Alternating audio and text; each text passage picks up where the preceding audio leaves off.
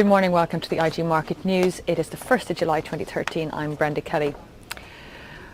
We're starting to see a little bit of a slowdown in the BRIC economies, with the likes of the Brazilian real falling to a 4-month low and also its index going into bear territory earlier this month.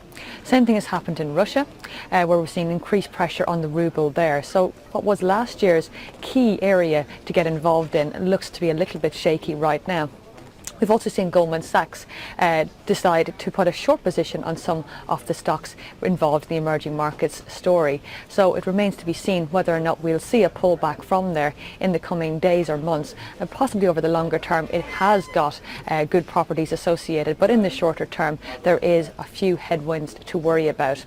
If we saw China today, manufacturing PMI falling to a 9-month low, which really starts to create this real feeling that there is a hard landing in the offing for that particular country, and it being the second biggest economy in the world, one could expect that it will have a negative effect on the rest of the global economies too.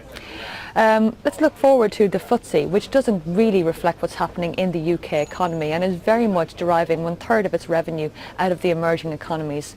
Just today we saw it rise towards 62.75, but it's failing to make any real headway there. And it looks like the 6200 level is looking ever so slightly shaky.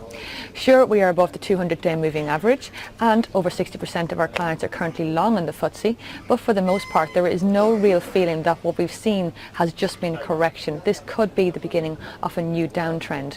And if we have the idea of the Fed tapering back any quantitative easing and any lack of forward guidance from them, and of course with the new government, Mark Carney, joining us here today in the UK as Governor of the Bank of England, one doesn't expect to see anything new out of him until perhaps August or September. So for the most part we can expect to see the usual. Bad news is good, good news is bad, and of course this week we will have the 4th of July in the US and the non-farm payrolls, the real key pivotal level to watch for in terms of data points.